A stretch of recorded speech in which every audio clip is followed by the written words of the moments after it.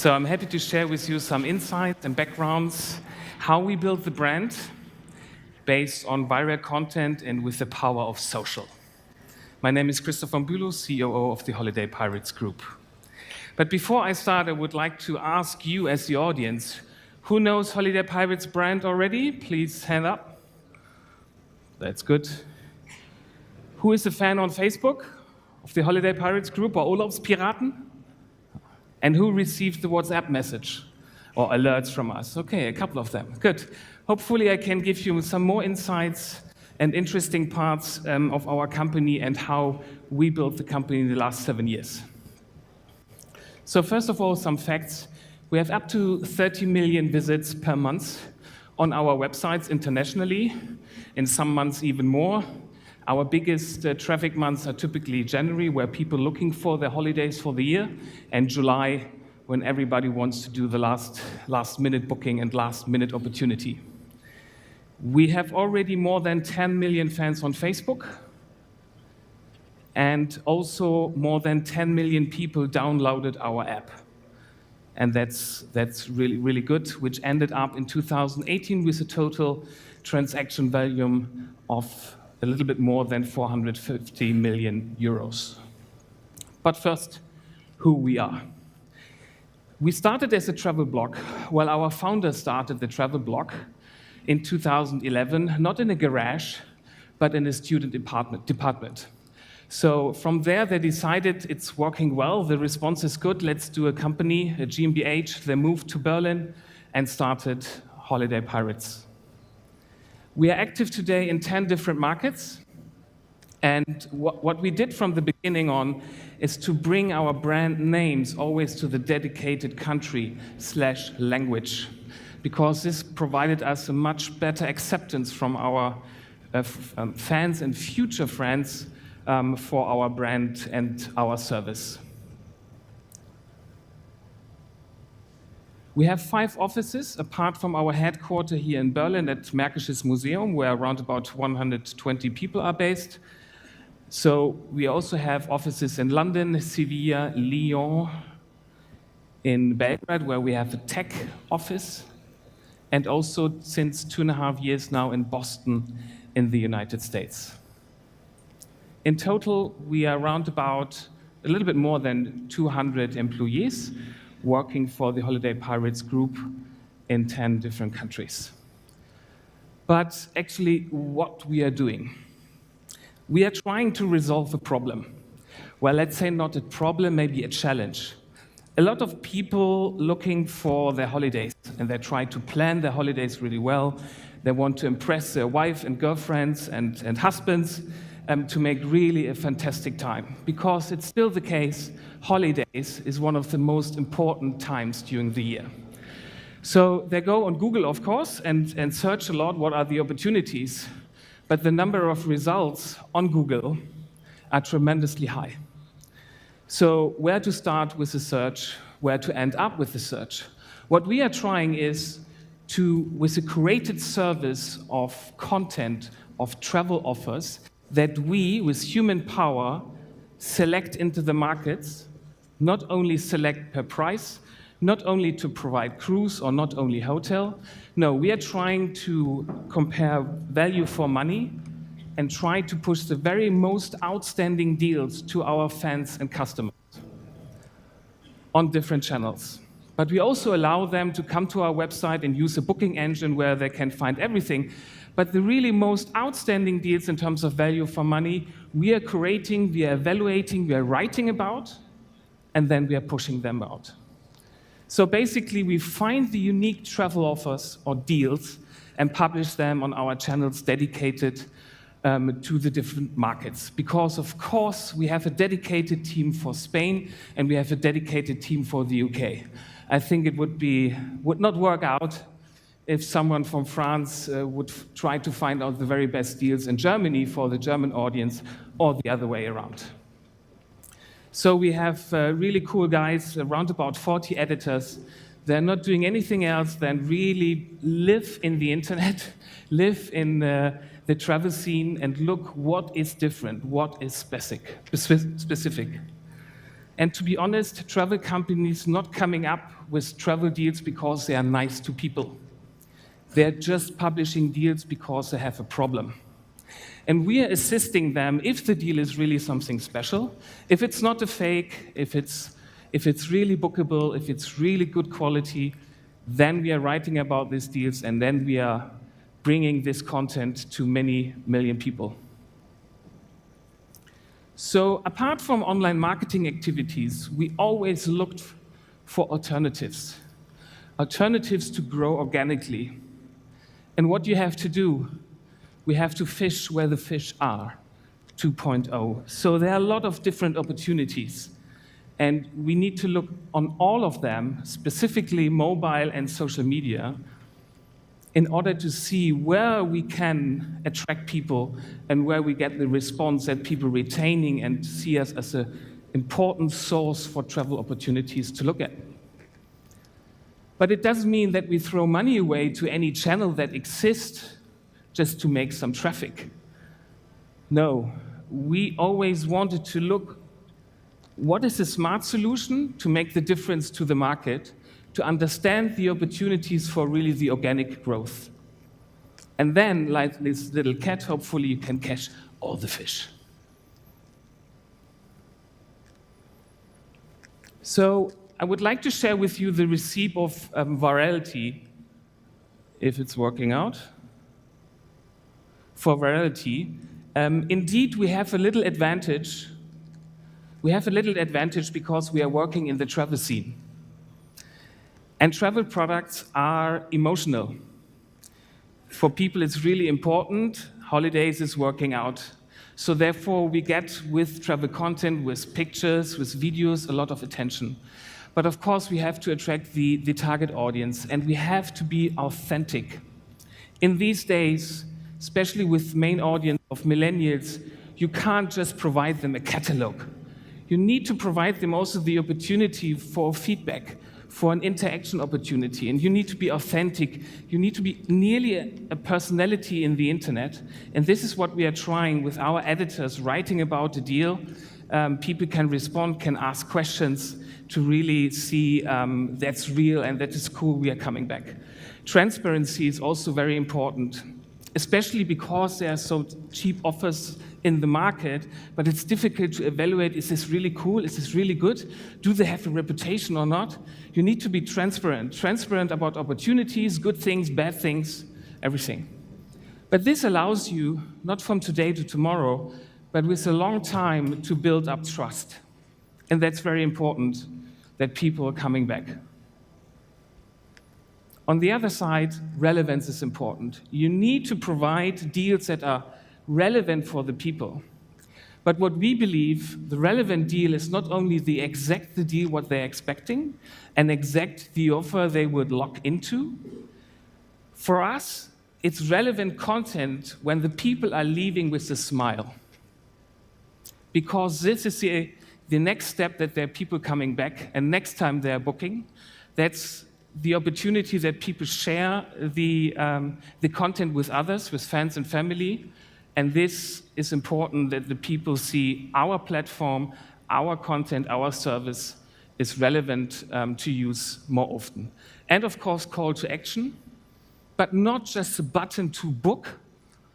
It's more like the controversial and the engagement, what we want to provide, and we foster them in order to have more interaction with these guys. And this overall turns into inspiration. And inspiration is for us every single offer that we are publishing, every single visit that we see, that the people and the user have a good experience. The goal? Identification.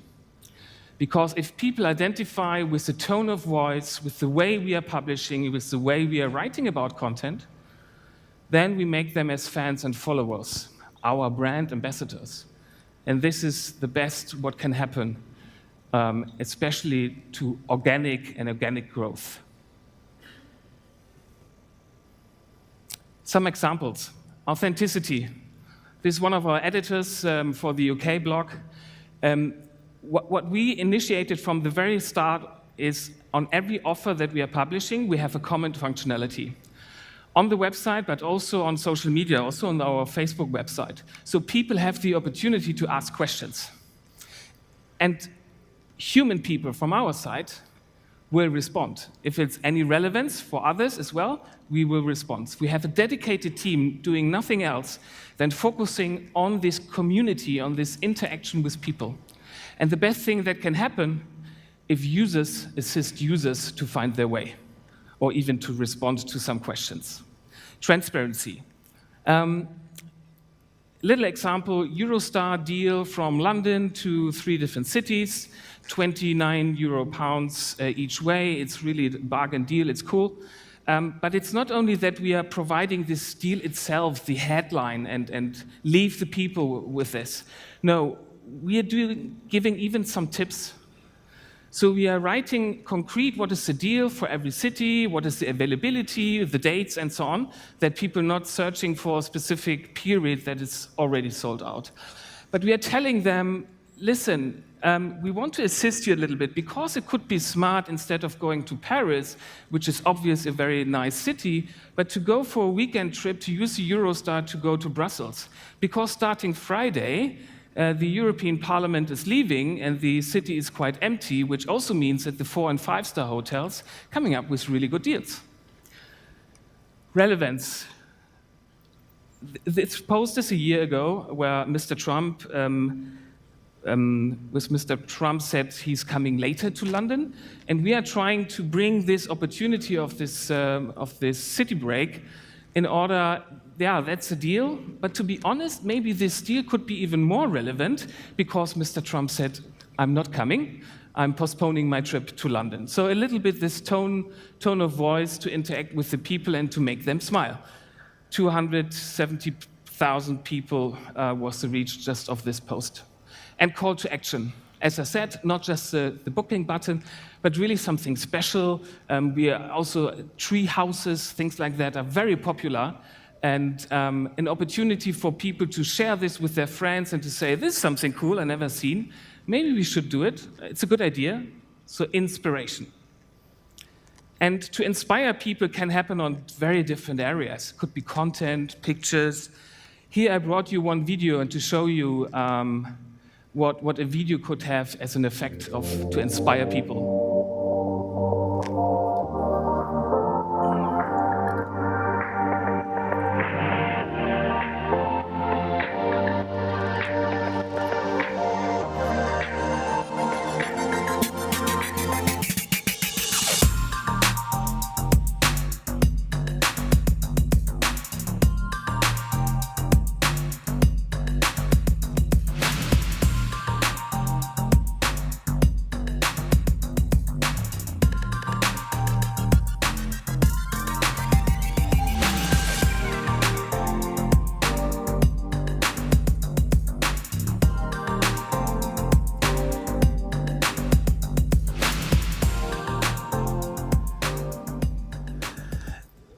So this video got shared and reached 20 million people. It was shared from our Spanish team first, and we are pretty sure it went over the Atlantic to Mexico and South America. Even we do not have a service there, but it really worked well in terms of inspiration. In a nutshell, it's stay fresh, inspire every day. And for us, it's even with every single content piece that we are publishing.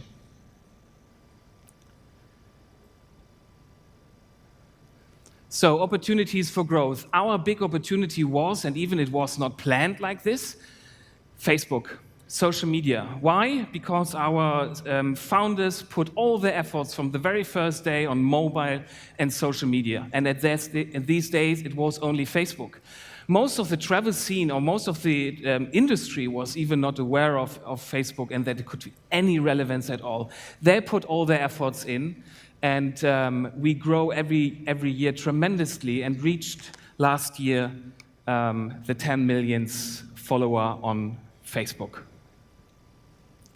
And for us, TTV, total transaction value, followed because of the huge increase of traffic. Growth in the future, for us, are two things that are really important. Smartphone usage. I mean, we see everywhere smartphone, e-commerce on mobile phone is becoming more relevant. Finally, it ends up even in Germany. I mean, Asia is by far ahead, of course, and even the UK than in Germany. But to be honest, we have 85% of our overall traffic is only on smartphone and mobile. And we even haven't started with mobile. We do not have a service purely based on mobile. No, we started with pure website. So because we reach the people on mobile, everything what we have to do, everything what we have to look at has to be very good as an experience on mobile. Messaging apps, very important for us. Why? Because messaging services even surpassed these social networks. And I read an article or a survey even this Monday from App Annie that even WhatsApp has now more monthly active users than the Facebook app. So therefore, we planned to start in 2015, and actually in 2016 we started with WhatsApp as well. In the second half of 2016, it was quite good. And to be honest, we were surprised because we were a little bit cautious. Sending a deal to people's phone directly, very personal, very direct, we can't send them more than 1 or 2 deals, maybe a week. But our users tell us in a survey, no, I subscribe actively for this service. I expect the very best deals also on my phone. So we ramped up a lot in 2017, great response, great acceptance. And in 2018, we focused more how to work and interact, how to build the service on WhatsApp that it's meaningful and more personalized, only cruise deals, only flight deals, things like that. So this is an amazing growth opportunity for us as well. And of course, the app. The app where we started also on the very early stage, and as we reach a lot of people mobile, this 10 million milestone was, of course, very important for the company. Sustainability. For us, sustainability is the relationship with the user, with our customer, with our fan. And on the one hand side, we are pushing deals. And on the other side, we are providing search and books. So if they're coming active to our website and they want to find something based on their restrictions, on their preferences, and so on, they can find everything. The deals, they're only specific, and we are only publishing around about 14 to 20 deals per day maximum, based also on the market situation. So relevant deals to push via Facebook, WhatsApp, app, and so on, to force interaction and connection with our partners, with our fans, and also on the other side, the pull functionality to offer search and book opportunities directly. And this allows us to have a lot more returning visitors than we have to focus purely on new visitors, which is of course also important, but as you see, 2/3 are retaining visitors. And this brought us to our competitive advantage, because as you can see, we will even be able to increase our organic traffic of the total traffic from 2017 to 2018 by 3%. So this is not traffic that we have to buy. This is traffic purely organically driven by recommendations and things like that. Social dropped a little bit because of the situation with Facebook last year, but nevertheless, if you see this overall, we only pay 8% of overall traffic. Everything else is organic and for us free. This is great to have a healthy company that makes money instead of put all the revenues that we are getting into traffic generation. And with this 8%, we are able to compete with the giants. Here a little overview about the monthly traffic. This is without app numbers and with an access to data from SimilarWeb from January this year. So you can see we are on position number 8 in terms of total Western Europe and US in terms of traffic. just after Expedia, Skyscanner, but before Opodo, lastminute.com, Momondo, or Travelzoo. And if you just look outside the US, we are on position number 9. And if you focus purely on mobile traffic, we are also on position number 8.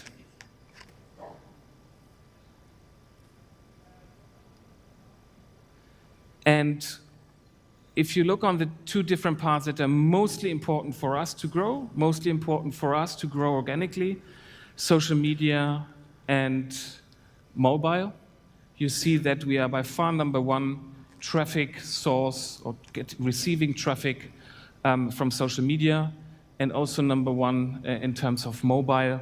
So it worked out, this bet at the very beginning of this company, that social media could become a very important source for traffic. It was not planned because nobody knew if it's working out or not. So direct traffic is also very important, of course, for us, because it's brand traffic, it's for free. And as stronger your brand is, as high is the opportunity that you receive traffic out of that. We are in position number 6, even before Expedia or Holiday Check, if you look on Western Europe and US. And traffic from SEO, of course, search engine optimization, we are on position number 4, before Skyscanner, Expedia, or Kayak. Which brings me to a kind of conclusion. Takeaway, surf early on the right wave. But to find out when the wave is coming, and if it's the right wave, it's not always so easy. So for us, it was quite obviously, at least looking back, in 2012 with Facebook.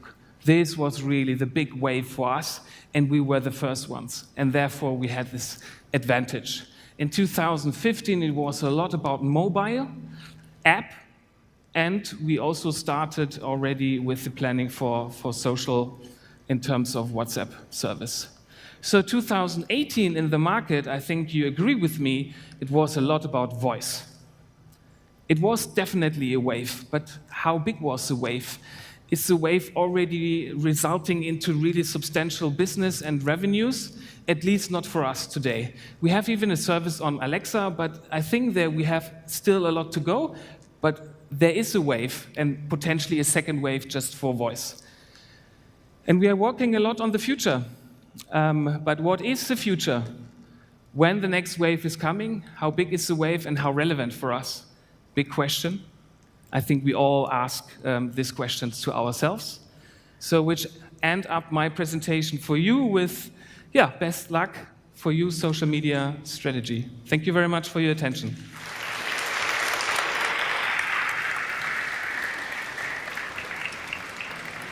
Thank you, Christoph. Do we have, or who has the first question from the audience? Okay. I want to ask about why you choose WhatsApp instead of other chat platforms like Messenger or Telegram. Are they not relevant for the audience? We checked all of them, to be honest. Some of them are not really relevant in Europe. Facebook Messenger has some restrictions in terms of to provide concrete offers to people, but we did this as well. We tested everything, and we saw just an amazing feedback and opportunity with WhatsApp, especially to acquire customers or acquire subscribers on a very low cost basis. Especially in 2016, this was really amazing. Okay, next question.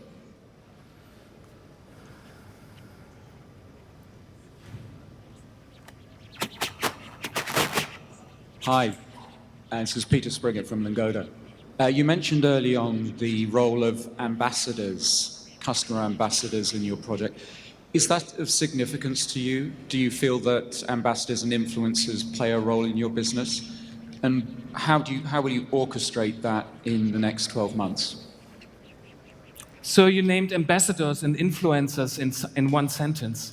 And I think it's difficult to split them up. Influencers can be really strong if they're with you, if they're driving your culture, if they're driving your message. But it could be like, if there's nothing substantial behind.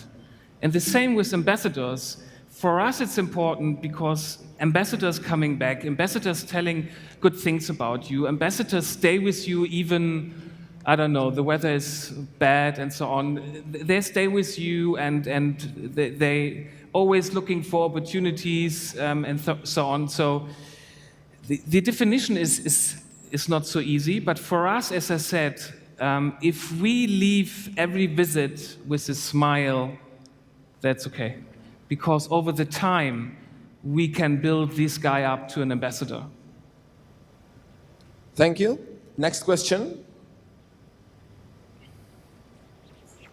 Hi, thanks for the presentation. One question to Instagram, because you mentioned Facebook a lot. How is your strategy with Instagram, especially as you mentioned the problems last year with Facebook?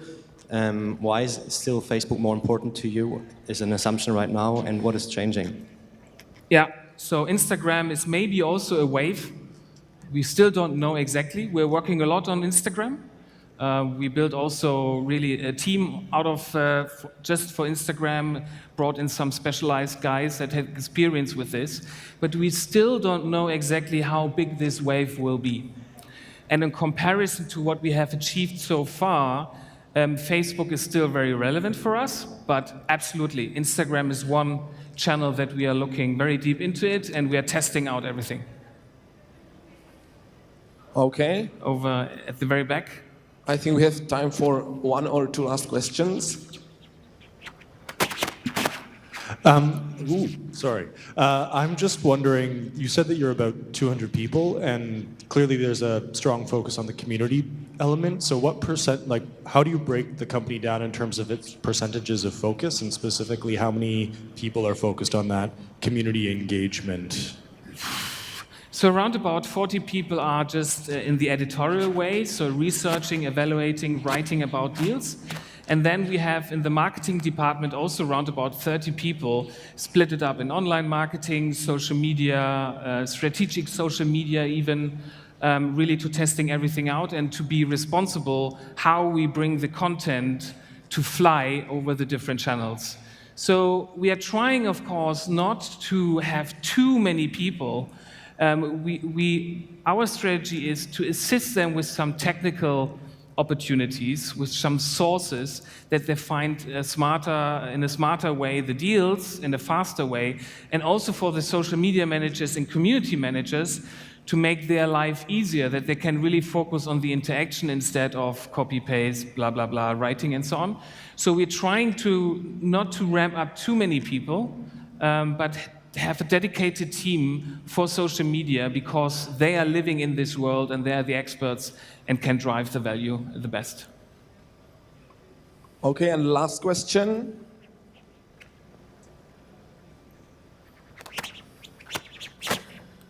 Hi, I was wondering if you have a dedicated in-house creative content team that deals with video and photography production, or do you outsource a lot? Yes, we have. Okay. No, we have a dedicated team. It's very important because one thing is tonality, the other thing is also imaging and so on. So it has to fit with our culture, it has to fit with our way of communicating, and this should be similar on all channels that we are delivering there. Therefore, yes, we have a dedicated team for that. Thank you. I see we have some more questions. I'm sure that Christoph will find some time afterwards to answer you. Thank you once again, Thank Chris. you.